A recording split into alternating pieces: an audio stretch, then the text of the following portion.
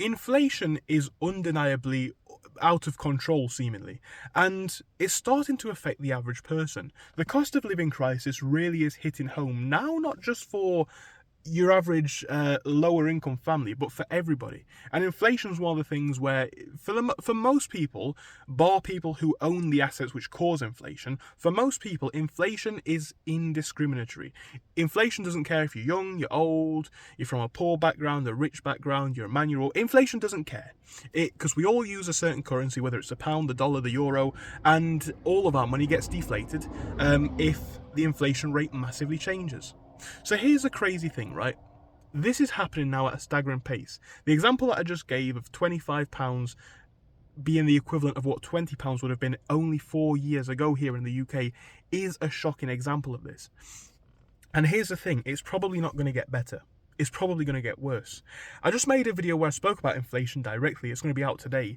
And I spoke about the fact that in today's market, it's not good enough now to earn your salary, because let's say if inflation's, for example, 5% a year, unless you get a 5% increase in pay, your standard of living is going to fall. It's going to fall because you're going to have less disposable income. And I want to talk in this video not about inflation, but about the standard of life that people need to get ready to expect. And I know this makes people nervous. Don't be that nervous, I would say, because today is the market of opportunity, right? You guys know that I have a Patreon page where I teach people how to resell on eBay. I actually resell on eBay myself. My income this year has, I believe, gone over 100% of what it was last year. And it wasn't too bad last year. So I am making an inflation-beating pay rise. But here's the thing, right? Most people aren't. And it's going to start to impact the quality of life severely. Because it means that your money's going to go less far. It means that your money's going to go significantly less far. And people are already struggling to get by, let's not lie, everybody is. It's starting to affect the middle classes when prices of things like car insurance and home insurance and mortgage interest goes up. So everyone's going to get affected by it. And it's coming to a point now where you've got to start thinking outside of the box, not to be an entrepreneur, not to be in the top 10%, probably just to survive and have anything what we like to refer to as maybe a first world quality of life, which would have been almost a given on a 40-hour-a-week job 35 years ago, or maybe 40 years ago.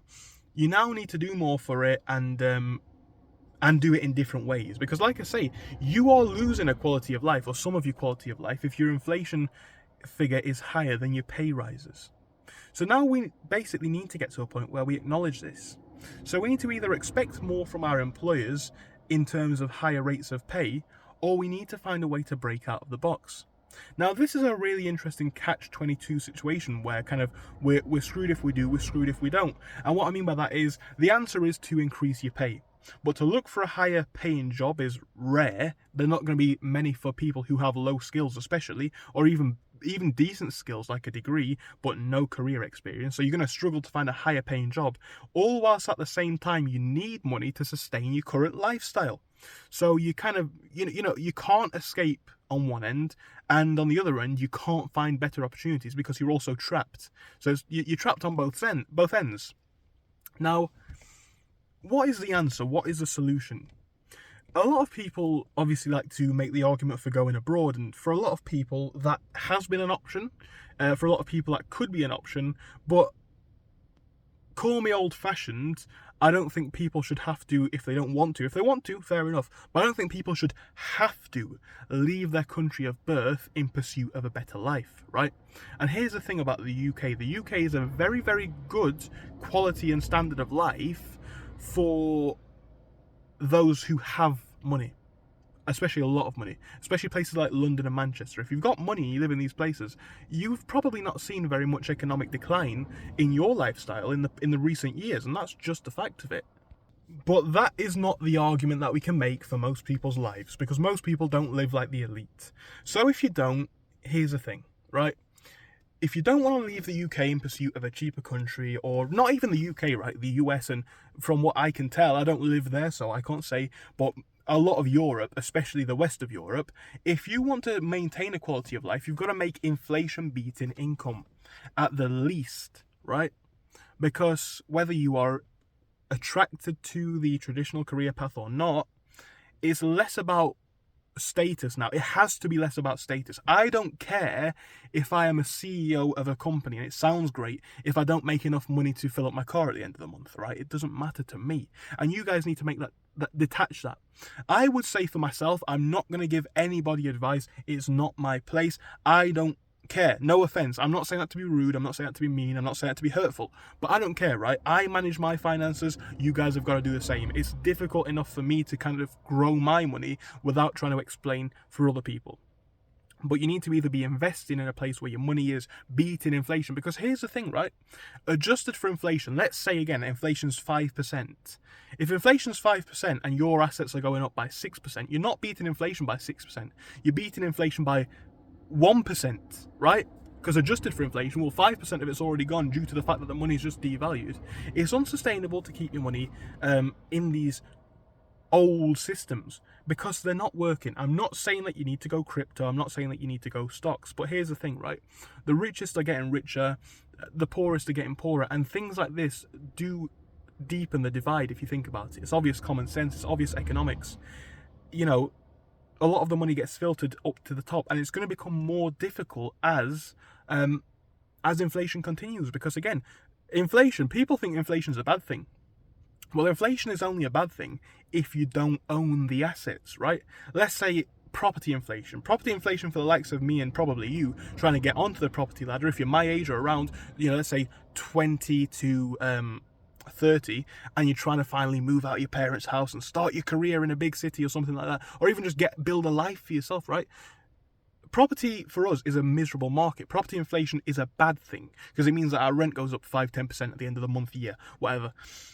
If you own the property inflation is great. You are getting richer, right? And this is how inflation is going to screw over the average people in today's market. Because here's the thing as well that people forget. Even the idea of trying to escape to a cheaper country. It's all well and good saying that if you can't afford the plane tickets. If you can't afford all that sort of stuff, right? Now, of course, if you're going to move anywhere, you should have a income rather than savings. But here's the point. People who do not have savings are trapped. They're trapped because the basic things can screw them over, right? If you're living paycheck to paycheck and your rent goes up 5%, you're probably screwed. Or you're going to have to pick up more hours or something like that, right? You're going to have to pick up more hours or find another job or something. So that's one example of it.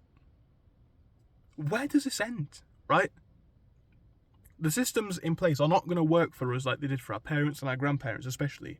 It really is my firm belief that if you want to maintain a standard of life that is what we would call pleasant in this part of the world, you're going to have to find some way of either making extra money or battling inflation. However you want to do that, I don't know.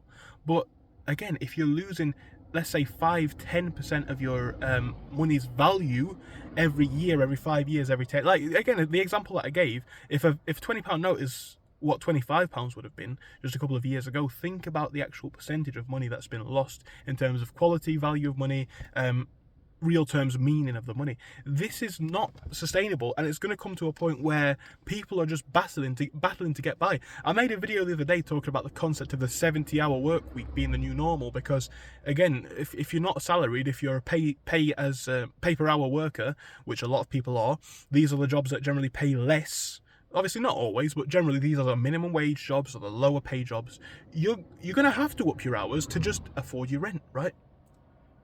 And viewing this with a real long-term vision, not necessarily for next year or next month, 5-10 years down the line, how does this look, right? Because here's the thing, 40 hours a week is unpleasant. I think everyone, or unless you're deep in the system, or that was your meaning, right? So if you're deep in the system, you're going to think, well, there's no other way, get on with it, whatever. That's fair enough. If this is your meaning, let's say I'm a doctor and I've always wanted to help people, that's who I am. That's your meaning, right? So I'm not going to say for everyone, but for a lot of people, 40 hours a week is already a lot. 60-70 hours a week is going to be undoable long term. And again, if you can't get savings up, this is going to have to be a long-term thing. So do you jump before you're pushed, or do you just wait for it to come? Because again, I'm not saying what inflation is going to be. I can't predict it. I don't know enough. I'm not in the Bank of England or the Federal Reserve. I don't know. But here's the thing.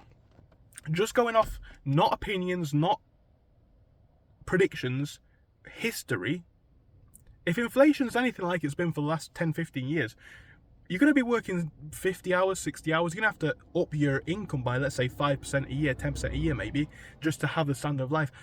But the standard of life, ironically, is only referring to money, right? So standard of life in my eyes is what can you actually do? If I earned £150,000, but I was in work every day, 7 days a week, you might have a lot of numbers in your account, but you're basically broke. You can't hang out with your friends. You can't do anything. You know, it's not feasible. So the quality of life is going to drop if you follow that path. I don't know what it's going to be. I've always tried to run my own businesses, as you'll all know, and it's working out for me quite well, especially in today's market. But here's the thing. The traditional path I'm not saying change your view. I'm not saying whatever. I'm just saying just be open to the facts. Be aware of reality.